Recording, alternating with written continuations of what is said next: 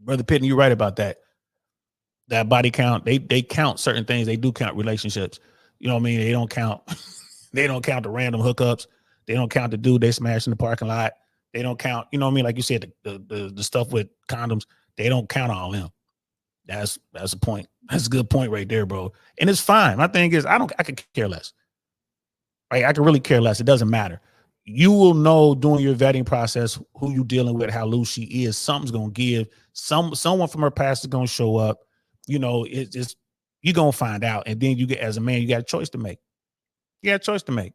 You know, me and one of my homeboys was talking about this. He was like, "Hey man, would you, would you at this phase in your life, because I'm never getting married, like, but would you settle down for the final phase of your life with a woman who was an adult film star?"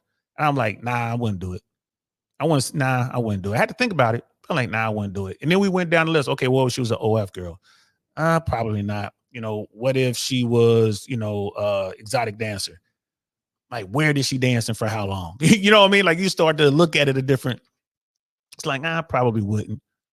Now, you can still wind up with that kind of woman who keeps it deep in her closet, so deep in her closet that you just didn't discover it in 2 years. It's possible.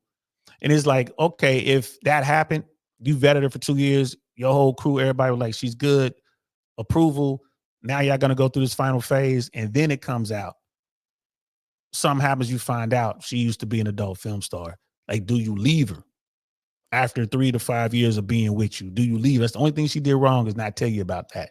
It's like, I don't know, probably. Probably. I don't know. That'd be that'd be a tough call. But most guys can't even get to that point. Most guys go after women and they know that they're adult film stars. They know they're OF women. They know that they're, exotic dancers. This happened last night. Not last night. I take that back. Saturday night, watching Alabama, Georgia. I went to the local gentleman's club, right? For two reasons. First of all, I wanted to watch the game. Secondly, I had business to discuss with my friend who bartends there, Sister Mel. Y'all have seen her. I've interviewed her on this podcast. She's real cool. So we're working on an event. So I wanted to go see her, and I'm watching the game. So I'm in there doing my thing, and y'all know how I feel like when you're in your strip club, bro. Don't pay. Don't pay. Don't give them $1, man. Not even $1. Not even a quarter. Don't pay. If you want to buy them a drink or something like that, fine, get them a drink, but don't give them money so they can dance on you or whatever. Don't do that. Right. And again, all the things that we talk about over here, when I tell you if a woman's interested in you, she will place herself in your orbit. The same thing goes for the girls who, the strippers or whatever. They're going to do that. Now, their motive is different. They, if a girl comes up to you, she believes that she can get money out of you. So generally, when I go to this place, the vast majority of the women who work there know that I'm not paying for shit. And hardly any of them have ever talked to me. They know I'm not gonna. They watch you. As soon as you come in the club, the girls are watching you. The more experienced girls are watching you. I'm like, he ain't paying for shit. That guy might buy a drink. Then they'll look at like that dude over there is about to drop $3,000. So they're going after the money.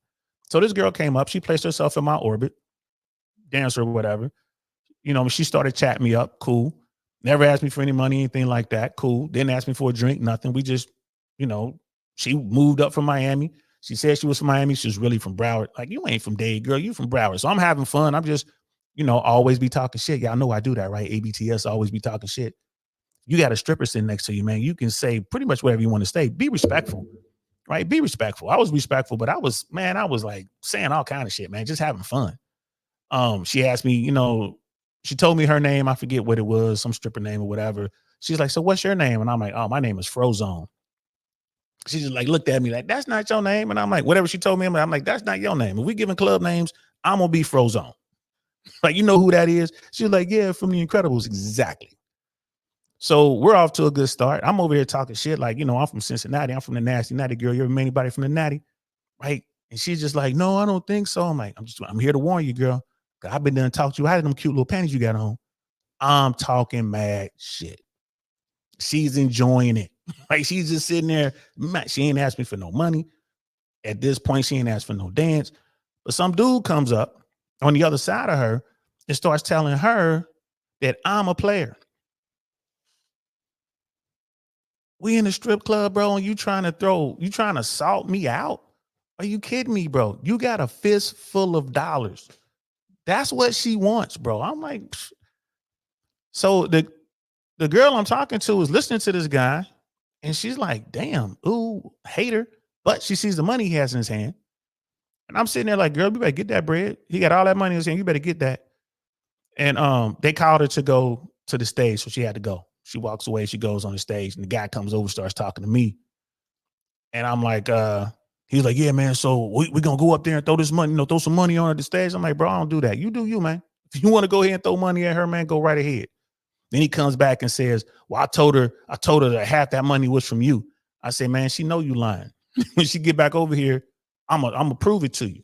She came over there. I'm like, dude said that I threw half that money. Do you believe that? She was like, no, you don't strike me as someone who's gonna throw money in here. And the guy just standing there stuck on stupid. Fellas, don't ever compete for a dancer, a stripper in a strip club. Don't ever do it. That is the worst look. You want to talk about making yourself look extremely low value, man. Don't ever do that. The women understand what the game is. Now this dude, threw a few $100s or whatever he did on her.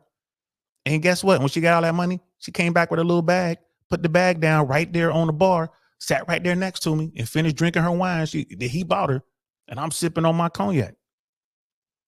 So you see the importance of game, bro. No matter what situation you in, the game is still the game, bro. You got to stay true to it.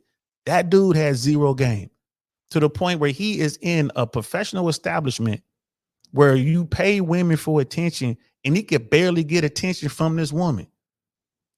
He couldn't get her to say anything to him as soon as his money ran out.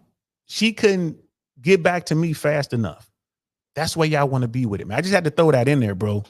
Couldn't believe this dude was in here trying to salt my game. I was talking about he's a player. And I was like, yeah, I already told her that. Like, tell her, hey, tell him what I told you. It's like, yeah, he warned me. He from Cincinnati, and they get down up there. He said he from the Nationality, so he warned me. So he was like, we probably gave you a fake name. I'm like, girl, tell him what name I gave you. And she looked at him. She's like, yeah, his name is Frozone. I was like, I looked over at bro, like, dude, stop it, man. Stop it. Stop it. You out your league right now, homie. Leave me alone. Right? And he did. He left me alone. He took a little money, threw his little money on the girls or whatever. And little shorty came back to holler at me. Got her Instagram. You know what I mean? I already hit her up. Pleasure to meet you. She already hit me back. Pleasure to meet you. So, fellas, the game holds up. Stick to your game and you will be just fine. If your game is throwing money on girls in the strip club, that means you throwing money on girls in the real world. You taking them on these real expensive dates. You taking them to these real expensive restaurants. You going out buying these flyers and all this kind of stuff. That's your game. Now it's transactional. You set the tone. So when she run your pockets, you have no right to be mad at her, bro. None. Just wanted to put that out there. So back to Bree.